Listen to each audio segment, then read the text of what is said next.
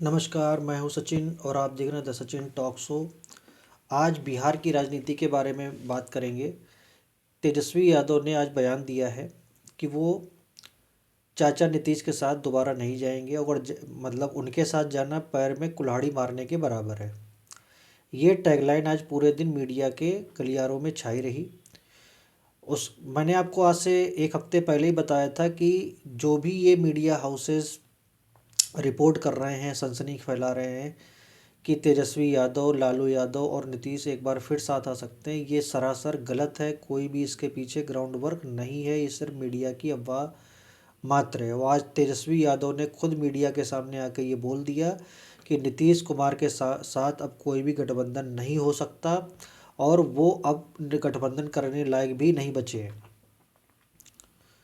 कारण उसका ये है कि और उन्होंने आरोप भी लगाए नीतीश कुमार के ऊपर कि नीतीश कुमार अब काम करने लायक नहीं बचे हैं, वो थक चुके हैं। अब उनके सोचने समझने की क्षमता ख़त्म हो गई है और उनकी जगह पे डीके टैक्स वसूली चल रही है। उनकी जगह पे कोई सुपर सीएम जो है वहाँ पर सरकार चला रहा है। अब वो सुपर सीएम उन्होंने किसके ऊपर तंज कसा, ये अब तेजस्वी यादव से ही अगर पूछ लिया जाए तो ज़्यादा सही होगा। तो बिहार की राजनीति में मैं पहले भी कहता रहा हूँ कि नीतीश कुमार जैसे नेता तेजस्वी यादव या लालू यादव के साथ जाकर अपने पैर में कुल्हाड़ी नहीं मारेंगे।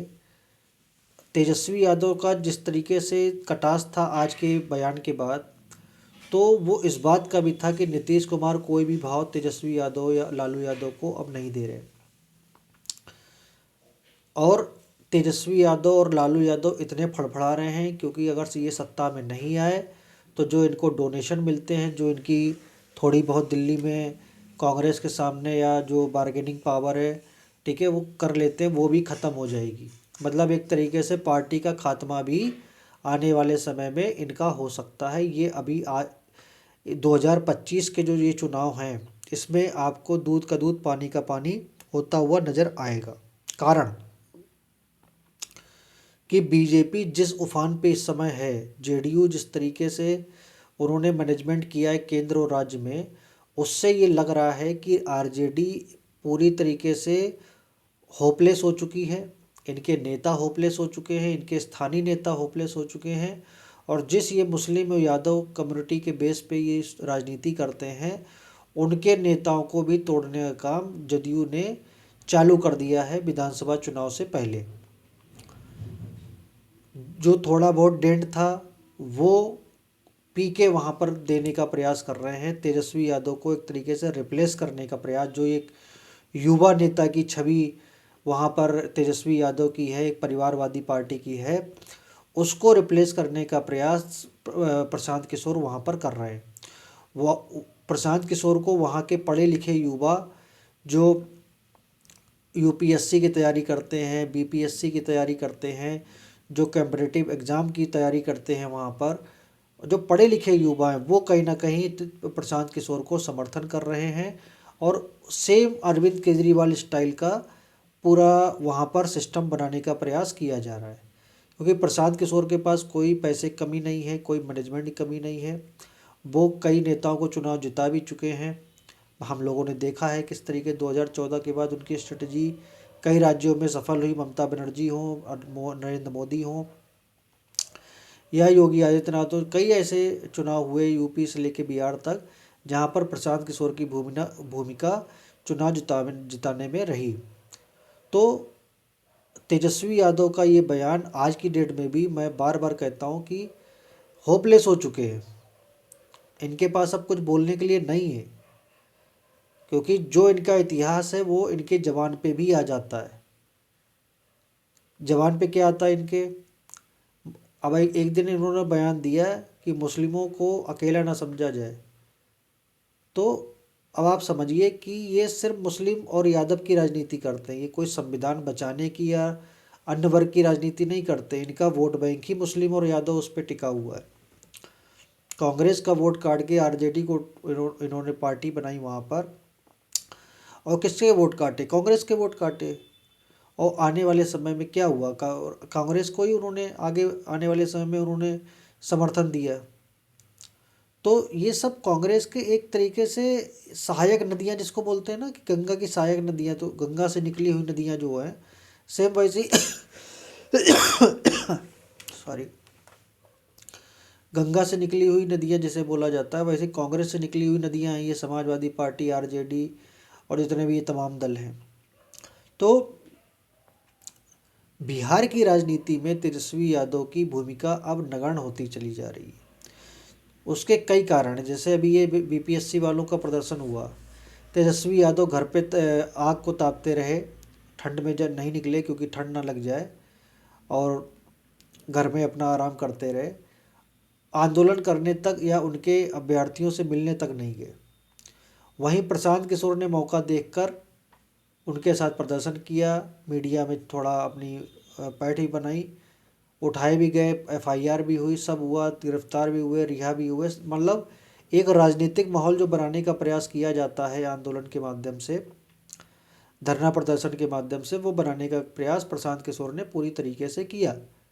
जो एक भावी नेता जो करता है वो उन्होंने किया, वो उनका अधिकार है। बट क्या और नेताओं ने ये किया? नहीं किया। तो नेता कहाँ से बनते हैं? ज़मीन से बनते हैं नेता, ठीक। और ये जो हेलीकॉप्टर से नेता परिवारवादी पार्टियों बना दिए जाते हैं, चाहे उसमें उद्धव ठाकरे हों, तेजस्वी यादव हो, अरविंद केजरी सॉरी ये अखिलेश यादव हो, हेमंत सोरेन हो, या स्टालिन हो, या कोई भी इस तरीके के परिवारवादी नेता हो, ये कोई संघर्ष नहीं करते हैं ज़मीन पर। ये पैराशूट से लाए जाते हैं नेता और थोप दिए जाते हैं जनता के ऊपर, और फिर जनता इनको जिताती रहती है और ये उसको एक राजा के तरीके से अपना राज्य चलाया करते हैं। तो मैं हमेशा कहता हूँ कि राजा रजवाड़े थे वो चले गए नहीं हैं, वो इनडायरेक्ट रूप से ऐसे राजा हमारे देश में फिर से उत्पन्न हो गए। एक राजा मैं कहता हूँ आईएएस और आईपीएस, और एक राजा इस तरीके के जो राजनीतिक, ये दोनों मिले हुए हैं। इनकी मिली भगत से ये पूरा जो राजसी साम्राज्य आज भी देश आज़ादी के बाद से लागू है। वो सिर्फ खाली आपको सामने दिखता था, ये बैकग्राउंड में सारे राजा लोग हैं, सारे अंदर से मिले हुए हैं। कोई मतलब ये आप कहो कि नहीं सबकी रोजी रोटी चल रही, सबको जो है समर्थन मिल रहा है, बस कोई सत्ता में कोई विपक्ष में, इतना फ़र्क है। तो बिहार की राजनीति में जिस तरीके से नीतीश कुमार और तेजस्वी यादव का अब 36 का आंकड़ा हो रहा है, वो चुनाव तक आपको दिखेगा। वो इसलिए भी दिखेगा कि तेजस्वी यादव को अब नीतीश कुमार पर कोई भी भरोसा नहीं बचा है।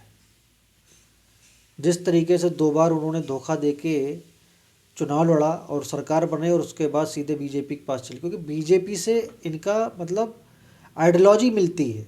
नीतीश कुमार जिस तरीके के नेता हैं, कहने को समाजवादी नेता हैं, बट जिस तरीके के वो नेता हैं वो आइडियोलॉजी सिर्फ बीजेपी से ही मिल सकती है, आरजेडी, कांग्रेस या इन पार्टियों से नहीं मिल सकती। क्योंकि इन पार्टियों का जो इतिहास है, इतना काला इतिहास है कि आप अगर पढ़ने बैठेंगे तो आप कहोगे कि पाकिस्तान से पहले तो इस कांग्रेस को ख़त्म कर दिया जाए। पाकिस्तान से पहले अगर जो हमारे दोस्त, हमारे मित्र ये कहते हैं कि पाकिस्तान को ख़त्म कर दो, तो अगर वो इतिहास पढ़ लें कांग्रेस का, या कांग्रेस से करतूतें पढ़ लें, इनके नेताओं की करतूतें पढ़ लें, तो वो कहेंगे पाकिस्तान से पहले तो कांग्रेस को ख़त्म कर दीजिए, क्योंकि यही सबसे देश की गंदी पार्टी है। तो बिहार की राजनीति में चाहे वो आरजेडी हो, चाहे वो अन्य दल हो, विधानसभा चुनाव में इनकी बुरी दुर्गति होने जा रही है। नीतीश कुमार अगर 20 साल से सीएम हैं, बहुमत ना होने के बावजूद, तो आप समझिए कि कहीं ना कहीं उनकी एग्जिस्टेंस है वहाँ पर, उस राज्य में लोग उन्हें पसंद करते हैं या कुछ भी करते हैं, बट वो सीएम हैं, वो सरकार चला रहे हैं।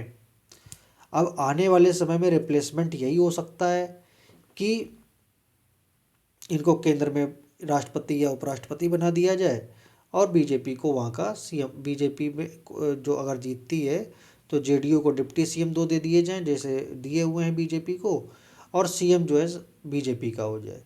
ये फॉर्मूला मुझे निकलता हुआ नज़र आ रहा है चुनाव के बाद। अब इसमें आप ही क्या राय है मुझे कमेंट बॉक्स में ज़रूर बताइएगा। अगर आपको ये वीडियो पसंद आया हो, रिपोर्ट पसंद आई हो, तो इसको शेयर करिए, लाइक करिए। अगर चैनल को सब्सक्राइब नहीं किया तो चैनल को सब्सक्राइब भी कर लीजिएगा, जिससे आने वाले समय में और भी जो रिपोर्ट्स इस चैनल पे आए वो आपको मिलती रहें। तब तक के लिए नमस्कार। जय हिंद, जय मां भारती।